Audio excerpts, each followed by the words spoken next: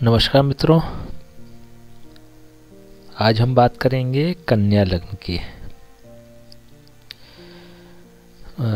जैसा कि मैं हर एपिसोड में आपको बता रहा हूँ, जितनी बातें हो रही हैं ये इसमें सीरीज़ में, जो एपिसोड नंबर 7 की जो सीरीज़ है, इसमें जितनी बातें चल रही हैं वो सारी ऑथेंटिक ग्रंथों के आधार पर चल रही हैं, जिसमें ज्योतिष सर्वस्व, ज्योतिष रत्नाकर, जातक पारिजातम और बृहद पाराशर होरा शास्त्र है ना। इन 4 विशेष रूप से इन ग्रंथों को शामिल किया गया है जो ऑथेंटिक ग्रंथ हैं। तो जितनी बातें हो रही हैं सब एक तरह से ऑथेंटिक बातें हो रही हैं। अगर कहीं भी मेरा अपना अनुभव की बात आती है तो मैं उसमें स्पष्ट करता हूँ कि ये मेरा अपना अनुभव है। तो चलिए आज ये शुरू करते हैं कन्या लग्न। कन्या लग्न का मतलब 6 नंबर। 6 नंबर का मतलब बुध, जिसका कि स्वामी ग्रह है। और जहाँ भी आप प्रथम भाव में 6 नंबर लिखा देखेंगे वहाँ पर आपको जान लेना चाहिए कि ये कन्या लग्न है। कन्या लग्न के बारे में हम विशेष रूप से बात कर रहे हैं। उन्हीं व्यक्तियों की बात कर रहे हैं जिनकी की लग्न कन्या है। ठीक है ना। तो जैसे कि कन्या का मतलब लड़की है ना। तो पुरुष हो चाहे स्त्री हो, इसमें जो स्वभाव होगा वो कन्या लग्न वालों में कन्या स्वभाव होता है ना। उसी तरह का हाव भाव रहते हैं, स्वभाव होता है और शर्मीला स्वभाव होता है।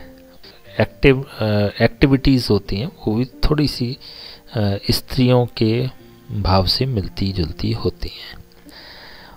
और शरीर कोमल होता है ना। हाइट की अगर बात करें तो कम हाइट वाले होते हैं, ये छोटी हाइट वाले होते हैं। पर्सनैलिटी होती है वो मधुरभाषी होते हैं, है ना। स्पीकिंग इनकी बड़ी सॉफ्ट होती है। एक्टिविटीज़ होती हैं वो गुप्त रूप से कार्य करने वाले होते हैं, गुप्त रूप से काम करते हैं। और इनकी एक बड़ी अच्छी विशेषता जो है, ये मेरा अपना अनुभव भी रहा है कि कन्या लग्न वाले ना कितने भी एज हो जाए, है ना, तो इनमें बुढ़ापा नहीं झलकता। मतलब बुढ़ापे में भी बाल सफ़ेद भी होते हैं ना, पूरी तरह से बाल भी सफ़ेद होते हैं, तो भी इनमें एक युवापन दिखाई देता है ना। ये एक यूथ से फील होते हैं ये। इनमें एक्टिवनेस जो होती है, एक्टिविटी जो होती है, कोई पतले दुबले तो होते हैं, ये मोटे नहीं होते है ना। तो एक्टिव भी होते हैं। जो पर्सनैलिटी होते हैं इनकी मेहनती बहुत होते हैं, जीवन भर मेहनत करते हैं। तो बुढ़ापे में भी ना ये बूढ़े नहीं दिखाई देते, या अपनी एज से कम हमेशा दिखाई देते हैं। इन जनरल अगर बात की जाए तो कि जब कि कोई होता है 45 ईयर्स का, उससे कोई कहता है कि भाई कितने साल के लगते हैं, कि वो लगभग 35-36 साल के लगते होंगे, है ना। तो इस तरह के जवाब आते हैं। तो अपनी उम्र से काफ़ी कम दिखाई देते हैं, छोटे दिखाई देते हैं ये। सोच विचार के कामों में या फिर एक मानसिक दिमाग के कामों में ये ज़्यादा सफल होते हैं, क्योंकि इनकी जो स्मरण शक्ति होती है वो भी बहुत अच्छी होती है। जैसे कि बुध की प्रधान क्योंकि होते हैं, तो मिथुन राशि कन्या राशि दोनों ही ऐसे, मिथुन लग्न और कन्या लग्न दोनों लग्न ऐसी हैं जिसमें कि ये स्मरण शक्ति अच्छी होती है इनकी। तो यह दिमाग अच्छा होता है, स्मरण शक्ति तो नहीं कहेंगे, हाँ दिमाग अच्छा होता है। और कन्या लग्न वालों की स्मरण शक्ति बहुत अच्छी होती है, याद करने की शक्ति या क्षमता बहुत अच्छी होती है। और साहित्य के प्रेमी होते हैं, क्योंकि मनोरंजन का कारक होता है बुध, साहित्य के प्रेमी होते हैं। और बेसिकली अगर स्पीकिंग की बात करें तो सॉफ्ट स्पीकिंग होती है, एक अच्छे वक्ता होते हैं और एक अच्छे आलोचक होते हैं। तो क्रिटिसाइज़ करने वाले, है ना, तो एक अच्छे आलोचक में गिनती होती है इनकी, या सफल आलोचकों में भी कन्या लग्न वाले पाए जाते हैं।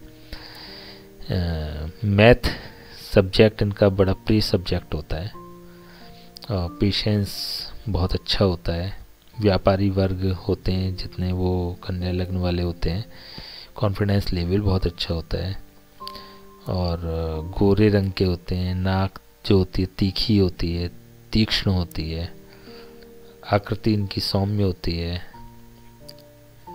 और माथा चौड़ा होता है, घने बाल होते हैं इनके। देखिए कन्या लग्न वालों की एक अच्छी प्रैक्टिकली मैंने एक चीज़ देखी है, बात देखी है कि इनके बाल बड़े घने होते हैं, है ना।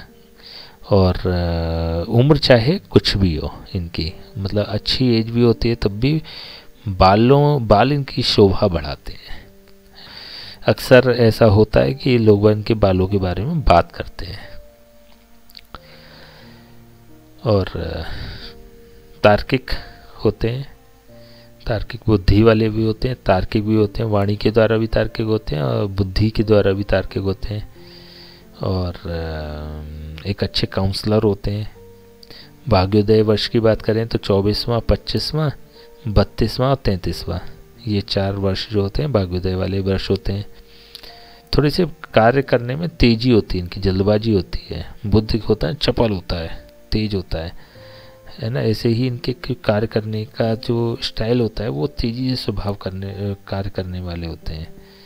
तो जल्दबाज भी होते हैं, कोई अगर रिएक्शन देना होता है तो उसमें बड़ी तीव्रता दिखा देते हैं, तो पहले विचार नहीं करते, तो अक्सर कभी कभी ना पश्चाताप भी करना पड़ता है अपने जो एक्टिविटीज़ होती हैं उसके लिए। और इमोशनल बहुत होते हैं, है ना, अपने लिए, अपने परिवार के लिए। बेसिकली कन्या लग्न वाले दूसरों के लिए जीने वाले होते हैं, अपने परिवार के या लोगों के, अपने संग साथियों के लिए या अपने रिलेटिव्स के लिए इन पे जान छिड़कते हैं। ये इस वे में थोड़ा सा एक नेगेटिव एस्पेक्ट है इनके लिए कि जीवन के अंत में थोड़े से दुखी देखे गए हैं इस मामले में, क्योंकि अंत में जब देखते हैं तो अपने लिए कुछ नहीं, वो सब बांट ही चुके होते हैं।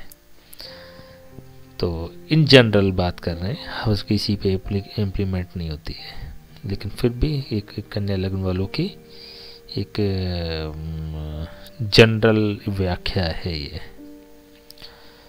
और बड़े बड़े प्लानिंग करने वाले, बड़े बड़े ख्वाब देखने वाले और बड़ी सोच रखने वाले, कभी कभी सफल भी होते हैं कुछ, मतलब अगर योजनाएं अगर अच्छी होती हैं, शिथिल नहीं होती हैं और इम्प्लीमेंट करते हैं, तो ऐसी भी योजनाएं होती हैं इनके दिमाग में कि उस पर अगर चलते हैं तो बहुत ऊंची ऊंचाइयों तक पहुंच जाते हैं।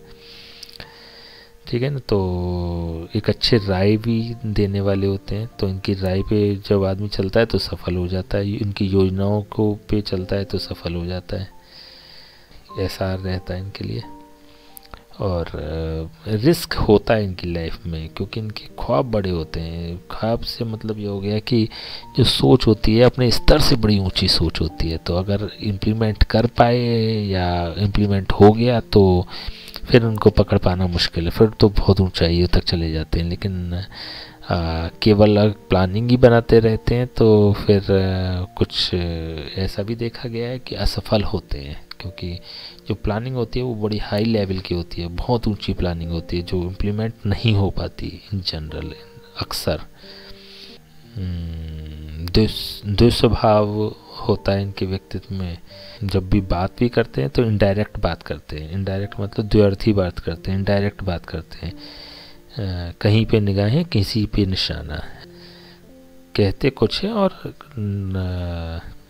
अर्थ कुछ और होता है, या निशाना कहीं और होता है। तो इस तरह की इनकी थोड़ी सी पर्सनैलिटी होती है, किसी पे रख के किसी को सुनाते हैं, ऐसा भी होता है।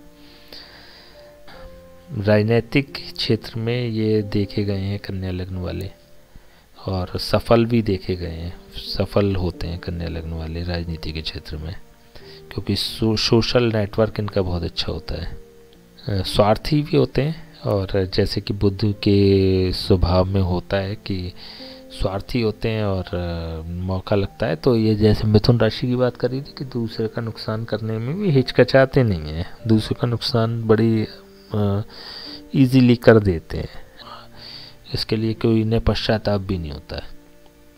स्वार्थी होते हैं, चपल होते हैं और जैसे बुध बात करी थी, आपने शायद ध्यान हो एपिसोड नंबर 3 में हमने जो बात करी थी बुध की,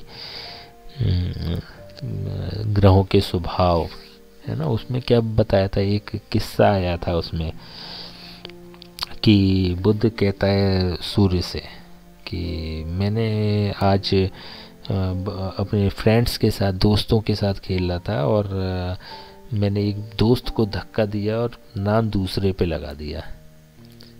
तो ये जो स्वभाव होता है, ये बुध का स्वभाव होता है। तो अपने फ़ायदे के लिए जब दूसरे का नुकसान भी कर देते हैं और उसमें भी मनोरंजन होता है इनके लिए, तो थोड़ा सा ये एक थोड़ा सा क्या बहुत बड़ा नेगेटिव एस्पेक्ट है इनकी पर्सनैलिटी का, क्योंकि प्रोजेक्ट इनकी लाइफ में बड़े होते हैं तो इसलिए बड़ी मेहनत भी करते हैं और असफल हो जाते हैं क्योंकि बड़ी रिस्क लेते हैं और जो क्षमता से बाहर होता है तो अक्सर ऐसा देखा गया कि असफल हो जाते हैं। ये तो वही जैसा भी बताया था कि जीवन के अंत में इनके थोड़ा सा संघर्ष हो जाता है। इन जनरल भी अगर आपकी भी से भी में कन्या लग्न है और इस तरह की कोई घटनाएं हैं तो आपको सचेत होना चाहिए, है ना, संभल जाना चाहिए इस लेवल पे। या चलिए प्रेडिक्शन की तो हम बात नहीं करेंगे क्योंकि अभी केवल हम इन जनरल लग्न की ही बात कर रहे हैं, ठीक है। तो ये कन्या राशि, कन्या लग्न वालों का स्वभाव हो गया। वो लग्न केवल जिनके कि प्रथम भाव में 6 नंबर है ना, केवल उनकी बात हो रही है, राशि नहीं, कन्या लग्न, कन्या लग्न, कन्या राशि नहीं, अगेन आई रिपीट। तो ये है। तो नेक्स्ट जब हम एपिसोड लेंगे तो उसमें हम तुला लग्न की बात करेंगे, ठीक है ना। तो चलिए आज्ञा दीजिए, नमस्कार।